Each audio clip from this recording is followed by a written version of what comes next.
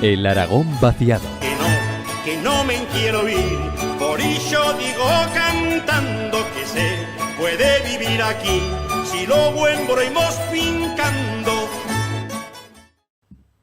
Ha llegado el momento de viajar hasta el Aragón vaciado con Sergio Larraga. Buenos días. Hola, muy buenos días. Hoy nos vamos a ir a Pano y Panillo. Exactamente.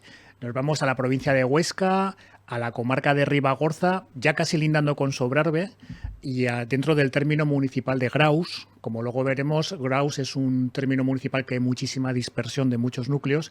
Pues nos vamos a visitar tres núcleos, bueno, dos que son tres. Pano, un pueblo típico del Pirineo pequeñito, el monasterio budista de Pano, que está justo al lado, pertenece también al pueblo de Pano, y es muy curioso verlo y son muy acogedores y merece la pena ir. Y, bueno, a lo de Panillo quiero decir. Y luego vamos a una localidad que estuvo deshabitada, se deshabitó en los años 80, que está muy cerca, que se llama Pano, pero que tiene un proyecto de recuperación realmente bueno.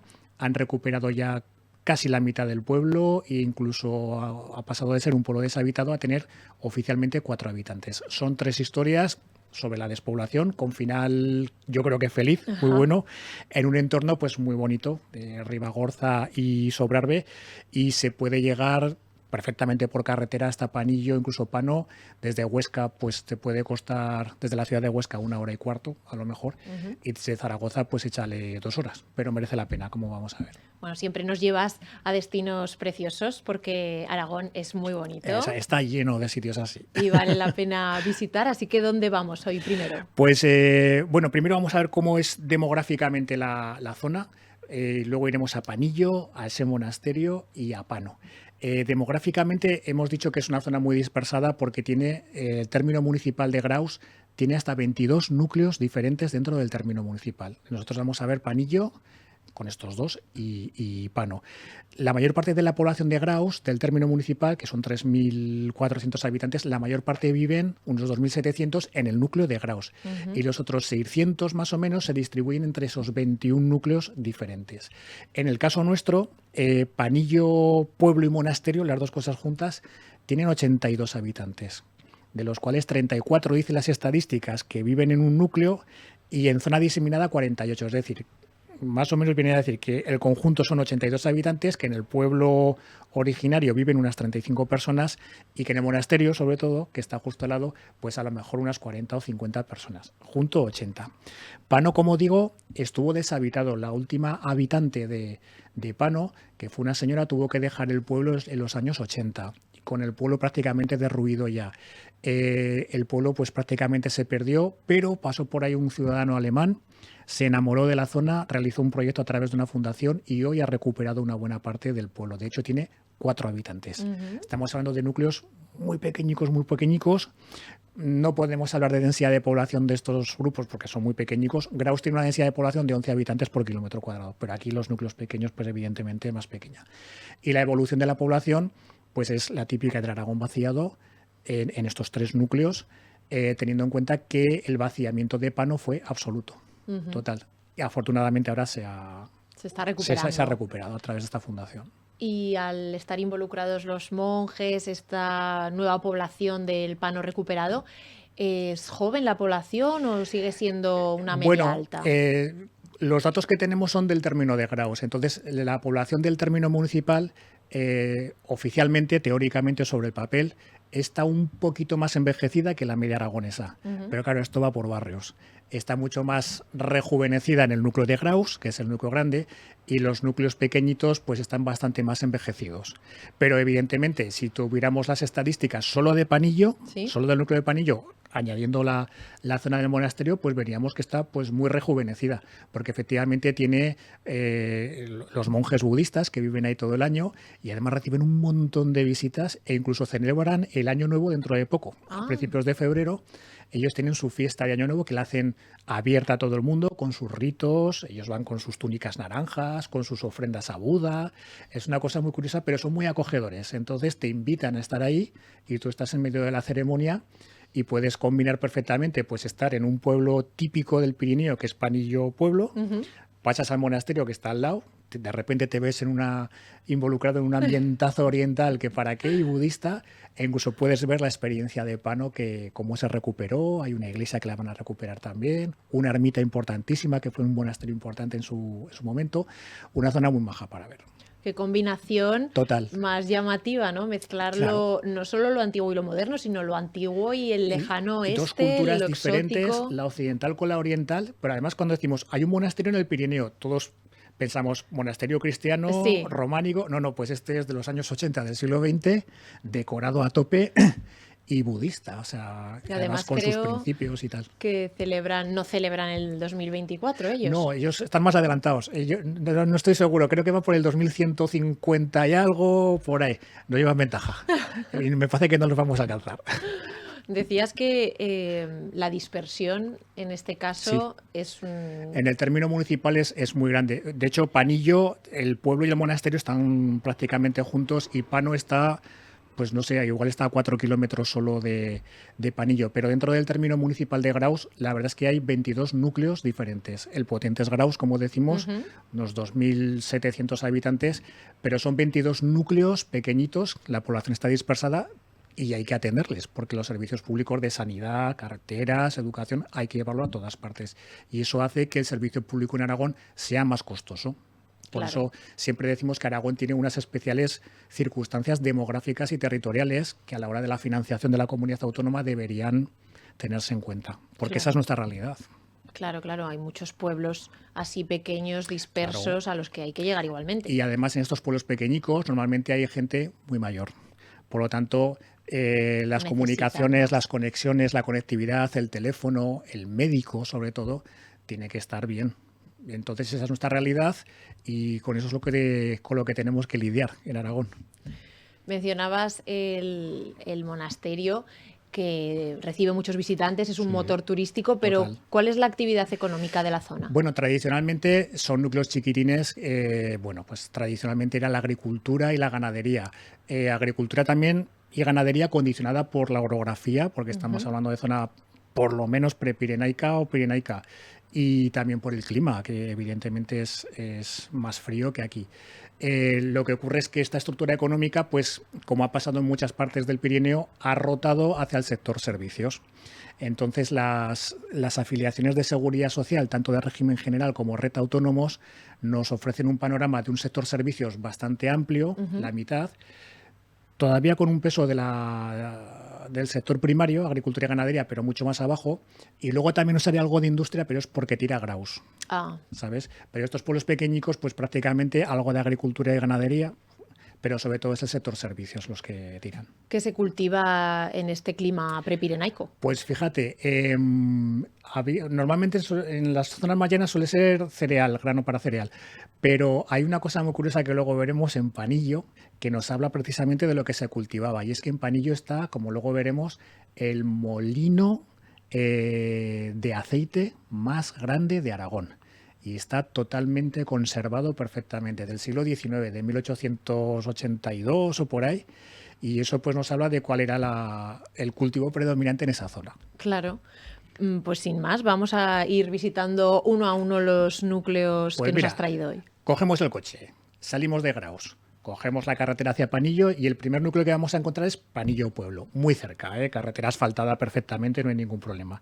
Nos va a llamar la atención la iglesia, claro. Tienen una iglesia del siglo XVIII dedicada a Santa Engracia y tiene una torre bonita, esa iglesia, típica torre del pueblo del Pirineo, que además es curioso, no tiene una conexión directa con el templo. Están juntas, O sea, no es que sea exenta, pero no tiene una conexión directa con el pueblo. Vamos a ver, por el pequeño núcleo de Panillo, vamos a ver varias casas típicamente aragonesas, algunas del siglo XVI, otras del siglo XVIII, está Casa Cabero del XIX, Casa Abadías, que marca 1740, una de las novelas. Tienen una ermita también muy cerca, que es la ermita de la Virgen de la Collada, del siglo XVII y reformada luego en el XIX. Y estas casas típicamente aragonesas las vamos a ver en su calle única, que así se llama, y porque así es la calle única, evidentemente. Y a destacar dos cosas. Sí, es que se mataron mucho con el... En otros pueblos es la calle de en medio, porque hay alguna calle más, pero es calle de en medio. Esto es muy típico de los pueblos pequeños. Y A destacar dos cosas. Primero, ese molino que está en Panillo, toda la estructura del molino está perfectamente restaurada y explicada y se puede visitar, y es tremendo lo complicado que era el engranaje de madera, piedra, un molino de aceite, que además se dice que era un molino de sangre. ¿Por qué? Porque este molino no lo movía ni el agua, ni lo movía el aire, lo movían los animales. Claro. Era pues las mulas, caballos, lo que tuvieran a mano. Y está datado de 1882 y pasa por ser el molino de aceite más grande de todo Aragón. Está perfectamente, es una maravilla verlo con sus ruedas, sus muelas, fantástico. Pues en aquel entonces, además, ese mantenimiento, ¿no? La madera que se podría pudrir pues, sí, o la piedra desgastar. Pues la madera es la original y ahí está fechada como 1882, wow. Está muy bien. Y bueno, pero este molino estuvo en funcionamiento hasta los años 40 más o menos, que ya se cambió la fuerza de los animales por un motor ya mecánico, pero duró muy poquito, porque a los años 50 por ahí el molino ya dejó de funcionar, pero se mantiene muy bien ahora como elemento turístico de primer orden. Además te puedes tomar algo ahí, puedes comer, porque hay restauración en Panillo, con lo pequeñico que es, tiene un par de sitios bien bajos. Y el otro elemento de Panillo a destacar es un castillo que puede ser de Panillo o de Pano, da igual, que es del siglo XI, está arriba en un cerro en lo alto, y que parece ser que formó parte de la línea defensiva aragonesa del Reino de Aragón en el siglo XI contra el lugar musulmán, claro, contra el imperio musulmán. Entonces, esta torre de Panillo, castillo de Panillo, está claramente relacionada con otras fortificaciones aragonesas como Troncedo, que está un poquito más arriba, Clamosa, Avizanda, que también tiene una torre espectacular. Pues parece ser que debe ser el mismo elemento defensivo para defender la zona aragonesa cristiana de la zona musulmana. Y bueno, y luego está el monasterio, claro, monasterio budista. Qué sorpresa viajar a esta zona de España, de Aragón, y de repente encontrarte como si estuvieras, no sé, en Asia, en la lejana Asia. En el Tíbet, porque además es montaña, es todo muy exuberante y tal, y de repente pasas de un pueblo típico tradicional aragonés con su molino y su castillo, su iglesia y tal, y pasas de repente a un templo que por fuera igual es un poco más sobrio, pero por dentro está, bueno, pues decorado al estilo budista, color oro, dorado, rojo, blanco, amarillo por todos los lados, figuras de Buda. De hecho, cuando vas en coche y vas a entrar ya al monasterio, hay una figura yacente de Buda, grande, dorada, a modo de bienvenida. Tiene sus estupas o, por traducirlo de alguna manera, sus capillas, con las figuras de Buda y sus dioses, todo muy decorado. Tienes esos típicos cilindros de oraciones que pasas con la mano así, y tienes una comunidad budista pues muy maja, que hacen durante todo el año hacen sus cosas, sus ritos, sus cosas de formación, sus retiros.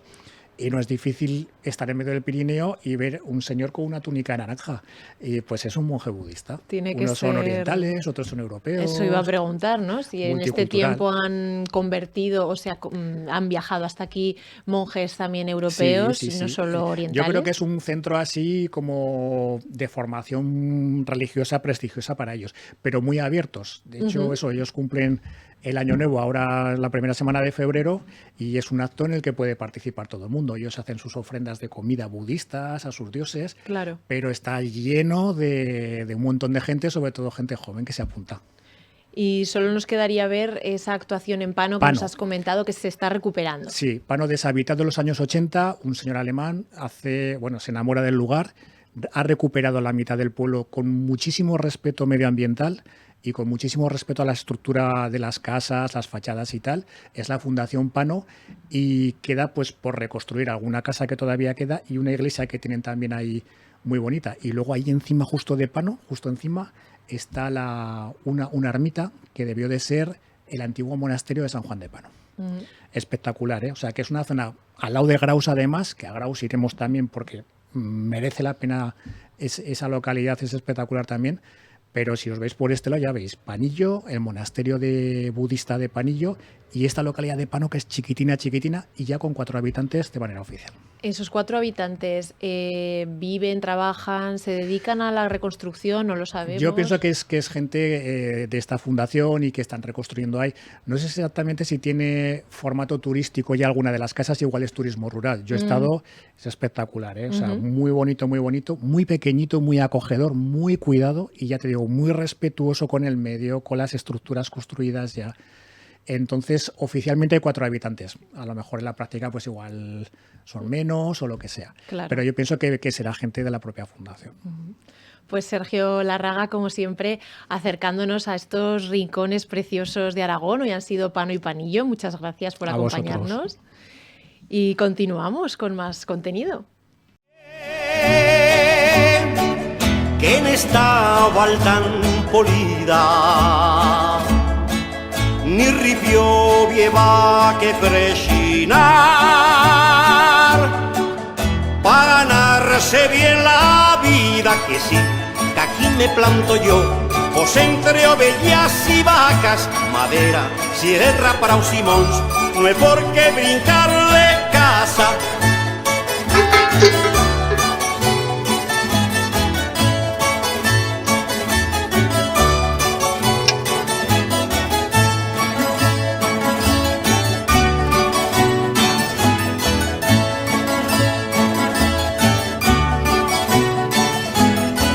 Cuando vota bella capital,